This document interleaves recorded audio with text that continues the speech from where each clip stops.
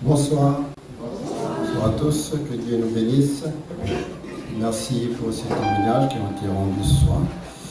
Toujours en l'honneur de notre Seigneur qui est présent au milieu de nous. Il est bon le Seigneur. Donc, sans lui, il n'y aurait pas de vie sur la terre, puisqu'il existe, puisqu'il est le même hier, aujourd'hui, éternellement. Il n'est comparable à ce Seigneur. Voilà, donc, sentons-nous à l'aise ce soir dans ce temps de parole, que nous soyons attentifs à la parole du Seigneur et que l'on puisse considérer tout ce qui sera dit, puisque nous sommes là non pas par plaisir d'être, mais parce que c'est un rendez-vous incontournable que nous adresse le Seigneur. Donc, soyez bénis. Donc, au chapitre 22, verset 32, un texte de base.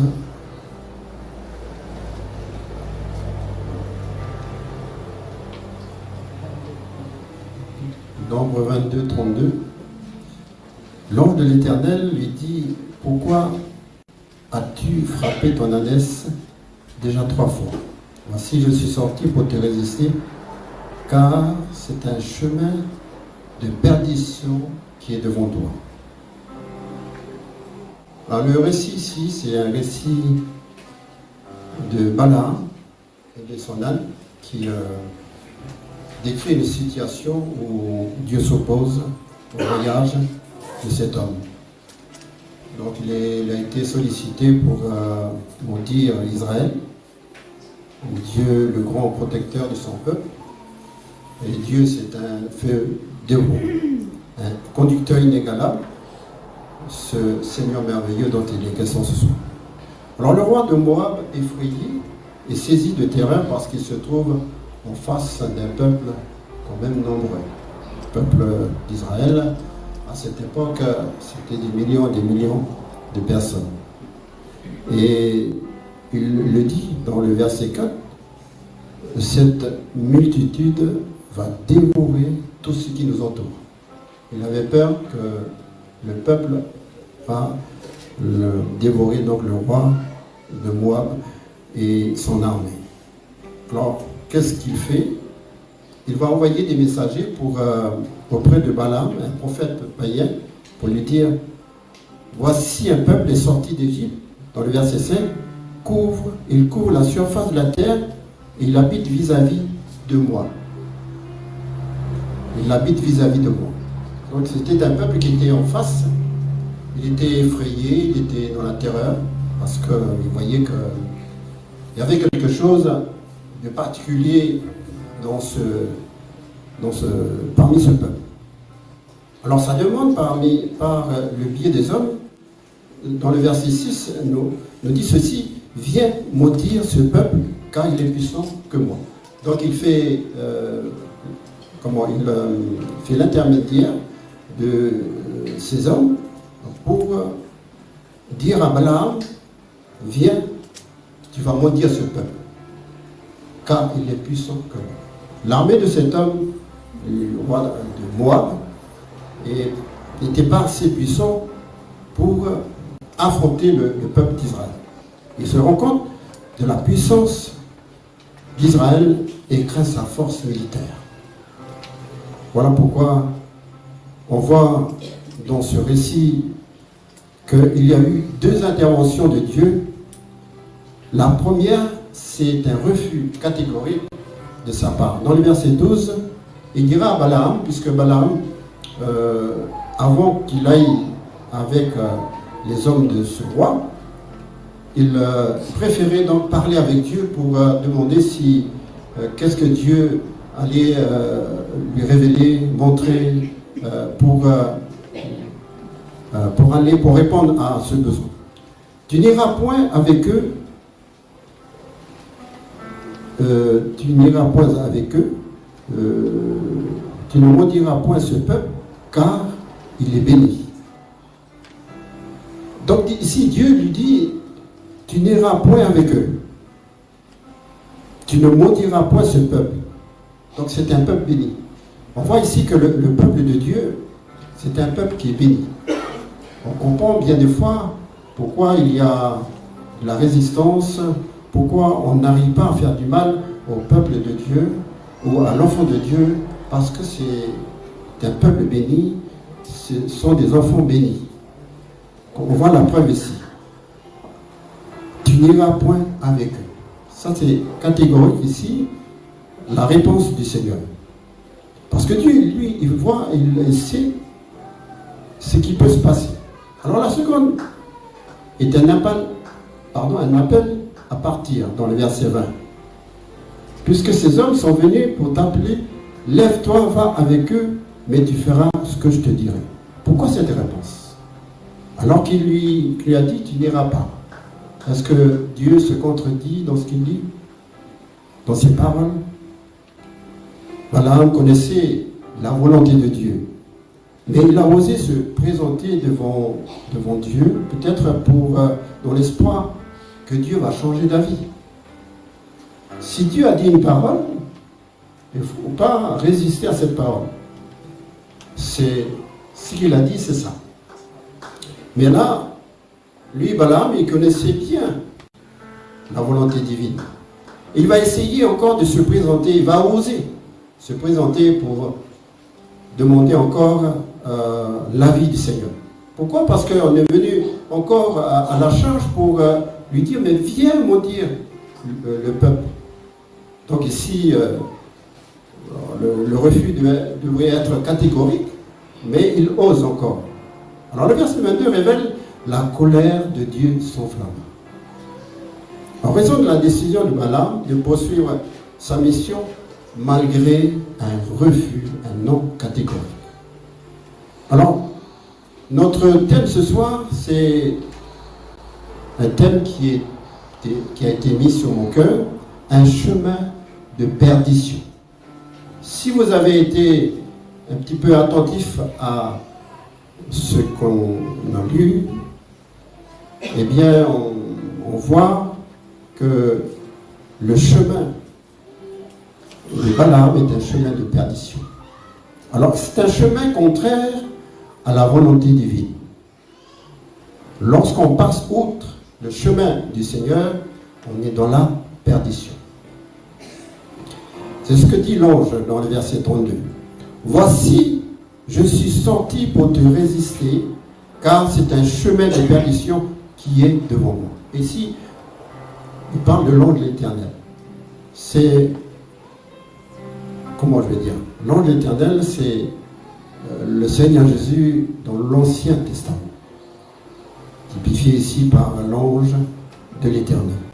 Alors, il est sorti pour résister à cet homme parce que c'est un chemin de perdition. Combien de fois le Seigneur t'arrête parce que tu es certainement dans un chemin de perdition. Celui qui a dit « Je suis le chemin, la vérité, la vie », il est le même hier, aujourd'hui, encore au milieu de nous. Et ces paroles ne cesseront de retentir parce qu'il y a urgence. Il y a nécessité de se donner à lui. Alors ici, c'est parce que Balaam poursuivait un chemin contraire au plan divin. On note ici que la désobéissance à la volonté divine est un chemin de perdition. Celui ou celle qui n'obéit pas à la volonté de Dieu marche sur un chemin de perdition. Alors, trop de chrétiens de nos jours vivent dans l'insécurité. De par leur désobéissance, ils ne se soucient guère du danger qu'ils encourent. Il faut être très méfiant afin de ne pas perdre ce que Dieu nous a dit au départ. Dieu nous a tant aimés. Et nous restons dans cet amour divin. Pour ceux qui le sont, doivent rester. Je dirais ce qui est écrit dans 2 Pierre chapitre 15 rappelle ceci. Après avoir quitté le droit chemin, ils se sont égarés en suivant la voie de Balaam, fils de Bosor, qui aima le salaire de l'iniquité. Après avoir quitté le droit chemin, bon nombre de chrétiens ont quitté le droit chemin. Peut-être que tu es sur le point de quitter le droit chemin pour t'égarer, pour suivre les pensées de ton cœur, pour suivre la voie de Balaam. La voie de Balaam, c'est un chemin de perdition. Lui, il aima le salaire de l'iniquité, le salaire de la désobéissance, le salaire de la violation de la loi de Dieu. C'est ça qu'il aimait. Le choix est devant chacun. Le choix est devant chacun, le salaire de l'iniquité ou le salaire de l'obéissance. Alors, qu'est-ce que tu dois prendre? Le salaire de la désobéissance ou le salaire de l'obéissance? J'opterai pour le salaire de l'obéissance. Parce que ce que Dieu dit est réel. Nous sommes étrangers et voyageurs sur la terre. Et si Dieu parle tantôt d'une manière, tantôt d'une autre, et parfois l'on ne prend point garde à cette parole, on fait la sourde oreille. Jusqu'à quand ferons-nous la sourde oreille? C'est urgent. Nous sommes si proches que lorsque nous avons cru que le Seigneur revient. Et cet appel est un appel, je dirais, un appel journalier du Seigneur. Parce qu'il y a là le temps se gâte, le temps se dégrade. Quand on voit la situation du temps, dans le monde entier, rien ne va. Et ça interpelle. Mais avant que l'heure ne sonne, certainement que le Seigneur, il va propager vraiment cette vérité. Il va se saisir des hommes qualifiés, remplis de l'Esprit de Dieu, pour y annoncer l'évangile, pour que des personnes en masse se tournent vers le Seigneur. Parce qu'il y en a un chemin de perdition. Il a présenté que lui, il est le chemin, la vérité, la vie. Ne te détourne pas du chemin, ne te détourne pas de la vérité, ne te détourne pas de la vie. Et si tu ne l'as pas encore, alors choisis cette vie. Alors persister ou résister. Dois-tu persister pour suivre Jésus ou résister pour dire non, je ne veux pas de Jésus? Donner son cœur au Seigneur n'est pas compliqué. On n'a pas besoin de suer pour donner son cœur. Il suffit simplement de dire oui, Seigneur, je veux t'accepter. Et là, quelque chose va se passer dans ton cœur. Quelque chose de réel va se produire dans ta vie. Et tu verras des choses extraordinaires se passer. Dieu te révélera son amour. Parce que c'est un Dieu plein d'amour. Malgré le temps que nous traversons, il est encore plein d'amour. Malgré tout ce qu'on voit, tout ce qui se passe, mais Dieu est toujours plein d'amour. Malgré les persécutions qu'on peut voir, mais l'avertissement, comme je l'ai dit, de Dieu est journalier. Le contact permanent avec la parole de Dieu est conseillé. Pourquoi? Pour celui qui est sur la route du ciel, le contact permanent avec la parole de Dieu est absolument nécessaire. Si tu détournes l'oreille, tes yeux, de ce contact par la parole de Dieu, tu es sur un chemin de perdition. Tu risques de déraper. Et quand il y a dérapage, ça peut engendrer des dégâts. Ça peut nous blesser. S'en abstenir aura des répercussions dans ta vie. Cette vie qui converge vers le salut. Car il n'y a de salut en aucun autre. Car il n'y a sous le ciel aucun autre nom qui ait été donné parmi les hommes, par lequel nous devons être sauvés. Et combien de fois cette parole va retentir à tes oreilles pour te dire que c'est maintenant, c'est pas demain, c'est pas après-demain, c'est maintenant. Aujourd'hui, lorsque tu entends cette parole, n'endurcis pas ton cœur. Pourquoi endurcir ce cœur? Ce cœur que Dieu il a créé pour que tu puisses le laisser entrer dans ce cœur. Alors, le Seigneur frappe à ton cœur pour que tu le laisses entrer. Le chrétien inconscient plonge son âme dans l'insouciance. Pourquoi? Parce que déjà il est inconscient. Il a vécu parmi le peuple de Dieu, arrivé à un certain moment de sa vie, il est plongé dans l'inconscience. Alors qu'il était conscient. Et l'inconscience l'amène dans l'insouciance. C'est-à-dire qu'il ne se soucie plus de ce qui est important, de ce qui a de la valeur. Un texte dans le livre de l'Apocalypse rappelle la véracité de la parole divine. Elle s'adresse à cette vie d'insouciance à l'église d'Éphèse. Apocalypse au chapitre 2, le verset 5, où il est écrit ceci.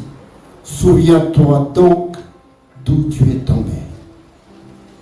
C'est quelqu'un qui était debout et qui est tombé. Repens-toi et pratique tes premières œuvres, sinon je viendrai à toi. J'ôterai ton chandelier de sa place, à moins que tu ne te repentes. Souviens-toi donc d'où tu es tombé. La repentance, pratique, c'est tes premières œuvres. Parce que sinon, si tu ne pratiques plus tes premières œuvres, il y a un risque. J'ôterai ton chandelier de sa place. Alors si tu es sur un chemin qui, un chemin très glissant, souviens-toi de Christ. Souviens-toi de Jésus et repens-toi. La repentance n'est pas seulement faite pour ceux qui ne sont pas encore en Christ. La repentance est pour aussi le chrétien. Puisqu'il parle ici à l'église. S'il dit repens-toi, c'est que c'est nécessaire. Qui n'a pas besoin de repentance? Nous avons tous besoin de repentance. Ici, l'autorité divine qui est Jésus détient le seul pouvoir d'ôter. Mais comme nous sommes dans le temps de la grâce, alors le Seigneur lui-même, il va user de patience envers quiconque, afin qu'aucun ne périsse. Parce qu'il est venu lui donner cette vie éternelle. Lorsque on va mourir, quand on a reçu Christ dans sa vie, on ira auprès de lui. Mais quand on meurt sans Christ, on est enterré. Et un jour ressuscité, non pas pour être dans la présence de Dieu, mais dans les temps de feu. Apocalypse au chapitre 22, je crois.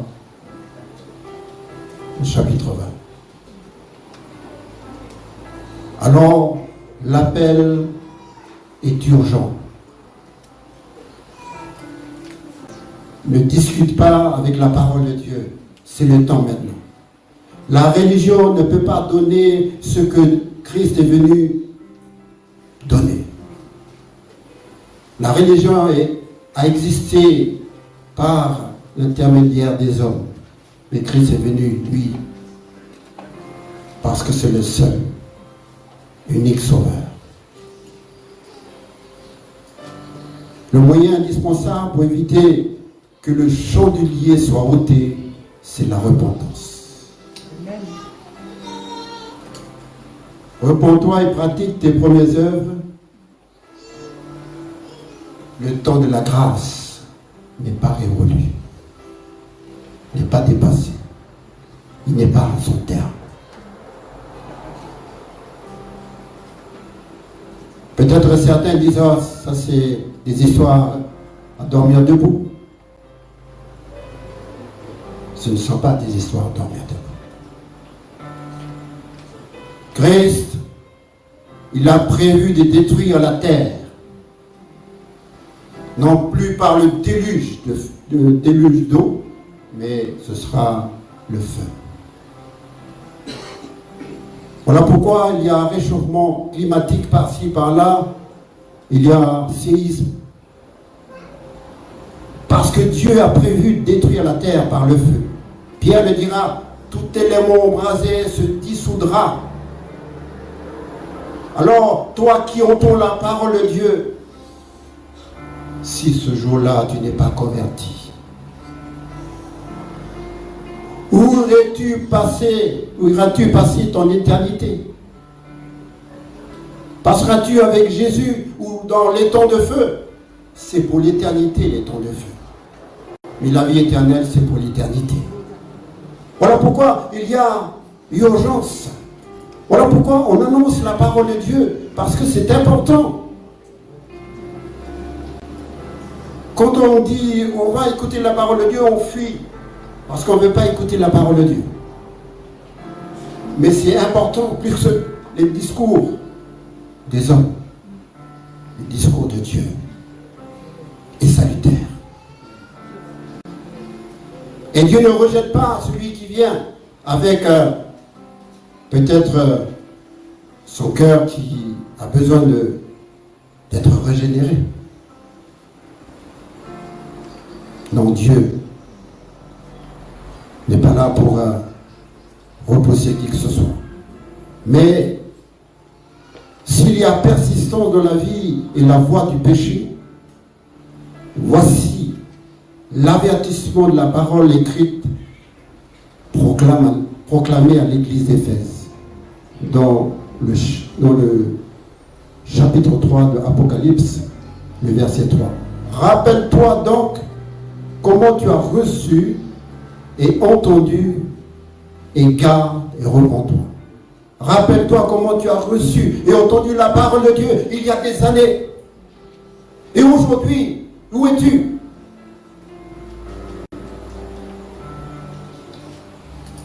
Quand Dieu, il a appelé Ève dans le jardin, il lui a dit, où es-tu? Parce que Adam, avait péché avec Ève.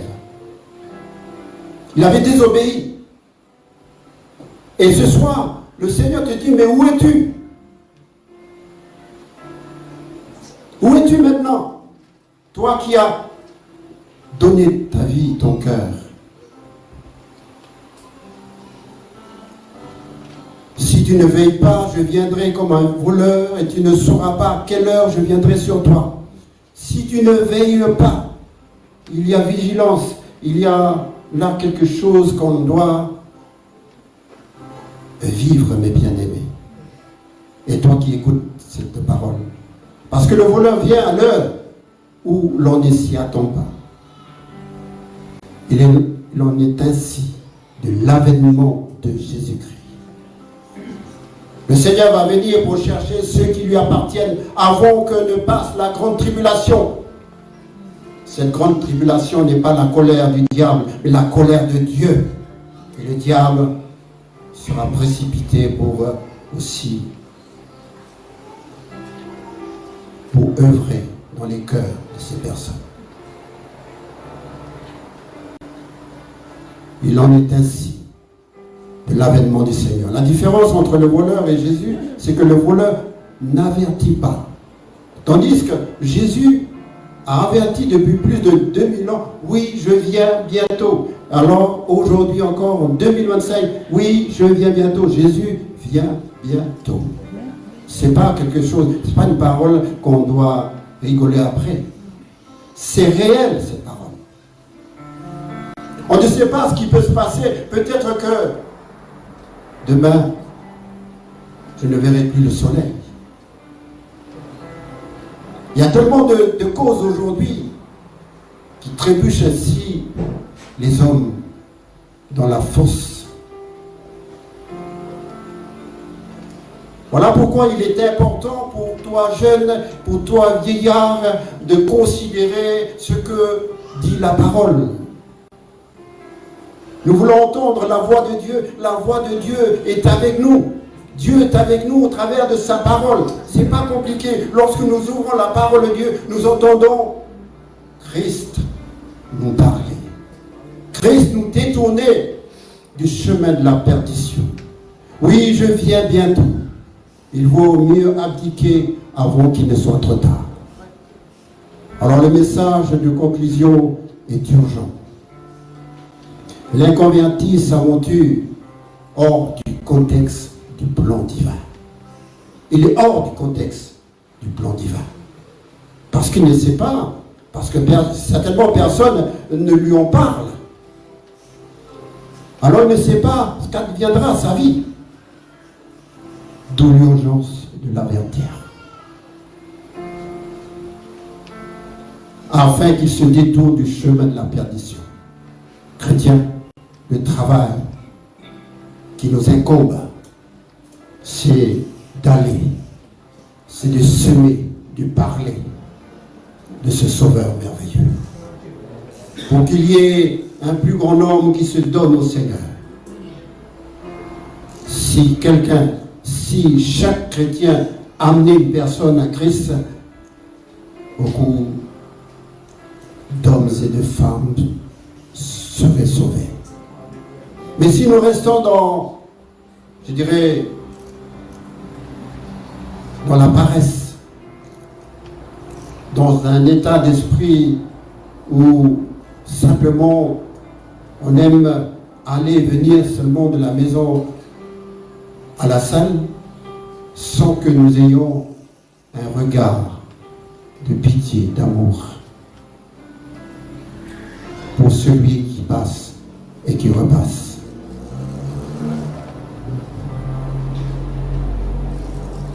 Balaam avertit parlant de Dieu, de même la grande mission de chaque croyant est de parler de Jésus autour de soi, afin qu'ils se détournent de leur mauvaise voie. Parler de Jésus est le seul moyen de détourner une âme de la perdition. Tous ceux qui n'ont pas Christ dans leur vie ont besoin de se repentir de leur vie mauvaise et d'être sauvés pour l'éternité. Jean 3,16, car Dieu a tant aimé le monde qu'il a donné son Fils unique afin que quiconque croit en lui ne périsse point, mais qu'il ait la vie éternelle. Et bien-aimés, à l'heure où cette parole retentit, nous ne sommes pas en train de rigoler, de jouer, de nous vautrer dans les plaisirs de ce monde. Mais nous sommes dans un sérieux parce que nous voulons glorifier le nom du Seigneur. Nous avons vu Acte 4,12 qui est important. Ce n'est pas l'église de Pentecôte, l'assemblée de Dieu qui sauve. Venez à Christ. Tu es dans ta maison, quelqu'un te parle de Christ, accepte Christ là où tu es. Dans ton champ d'igname, dans ton champ de patates, à la pêche, à la chasse, tu acceptes Christ. Le brigand sur la croix, c'est pas en bas qu'il a accepté Christ, c'est sur la croix. Et on le dit souvent que Jésus ne l'a pas jugé, parce que c'était un brigand. Il lui a dit aujourd'hui même, tu seras avec moi dans le paradis. Et ce soir, si tu dis oui Seigneur, eh bien le Seigneur va te dire, aujourd'hui même, tu seras avec moi. Même si tu décèdes ce soir, tu m'as ouvert ton cœur. Quand on visite un mourant à l'hôpital et quand on lui parle du Seigneur, il accepte Jésus, alors il peut maintenant partir. Parce qu'il a reçu Christ dans sa vie. Voilà l'importance. Que Dieu nous bénisse. Seigneur notre Dieu, merci pour ce grand privilège que nous avons de véhiculer ta parole en tant qu'Église. Merci parce qu'il y a là quelque chose que nous devons répondre, cette bonne nouvelle. Nous avons reçu, c'est vrai, un commandement, c'est d'aller, et merci de nous rappeler cela. Merci parce que ce soir tu nous parles d'un chemin de perdition que peut-être certains en cheminent dans ce chemin-là. Mais j'aimerais prier, Seigneur, ce soir, afin qu'ils se détournent de ce chemin.